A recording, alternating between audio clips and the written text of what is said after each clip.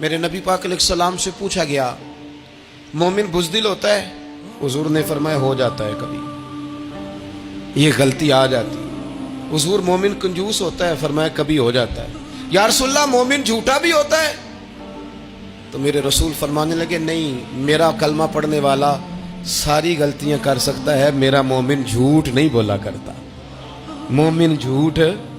ابو سفیان کو کیسر روم نے، ہرکل نے اپنے دربار میں کھڑا کر کے کہا ابو سفیان ابھی کلمہ نہیں پڑھتے تھے، تمہارا کوئی رشتہ ہے نبی پاک سے جنہوں نے مجھے بھی خط لکھا ہے کہ مسلمان ہو جاؤ؟ کہنے لگے ہاں میں چچا ہوں رشتے میں۔ کہا وہ کیسے ہیں پیغمبر؟ تو ابو سفیان کہتے ہیں چونکہ میں مخالف تھا، میں نے وہ ساری باتیں کی جو ہم ان کے خلاف کرتے تھے۔ اس نے آخری بات پوچھی، اس نے کہا ابو سفیان یہ بتا کہ وہ جنہوں نے اعلان نبوت کیا ہے کیا کبھی انہوں نے جھوٹ بھی بولا ہے؟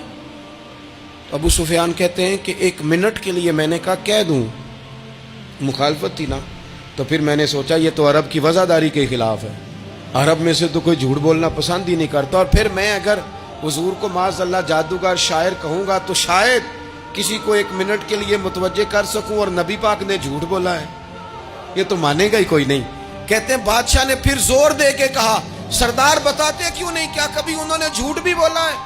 ابو سفیان کہتے ہیں میرے ہاتھ میں چھڑی تھی، میں نے زور سے زمین پہ ماری، میں نے کہا وہ میرے رشتے میں بھتیجے ہیں، میری سخت مخالفت ہے، میں ان کے خلاف میدانوں میں نکلتا ہوں، جنگیں لڑتا ہوں، کبھی وہ غالب آتے ہیں کبھی ہم آتے ہیں، لیکن میرے سامنے وہ پیدا ہوئے، میں نے ماں کی گود میں بھی دیکھا، دادا کے کندھوں پہ بھی دیکھا، چچا کے گھر میں بھی دیکھا، سیدہ خدیجہ الکبریٰ کا دولہا بنے بھی دیکھا، ان کی 4 بیٹیاں ان کی گود میں کھیلتے دیکھی، اعلان نبوت کرتے دیکھا، لوگوں کو مخالفت کرتے دیکھا، میرے سامنے ان کے مقدس بال سفید ہوئے، میرا اختلاف اپنی جگہ، پر بادشاہ میں قسم اٹھا کے کہہ سکتا ہوں اس محبوب کی زبان سے جب بھی نکلا ہے حق اور سچ نکلا ہے۔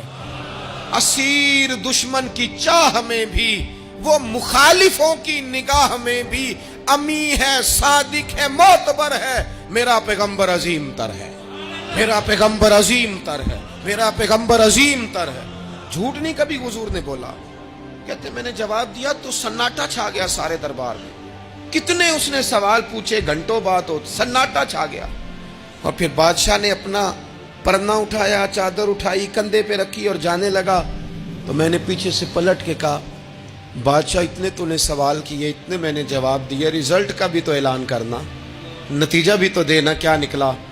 تو کہتے ہیں وہ جا رہا تھا، وہیں کھڑے کھڑے اس نے چہرہ میری طرف پھیرا اور کہنے لگا سردار نتیجہ تو نکل آیا ہے، رزلٹ تو نکل آیا۔ جس بندے نے کبھی بندوں سے جھوٹ نہیں بولا وہ یہ جھوٹ کیوں بولے گا کہ میں اللہ کا رسول بن کے آیا ہوں؟ نتیجہ تو نکل آیا، بات تو کلیئر ہو گئی، اب آگے کیا جانا ہے؟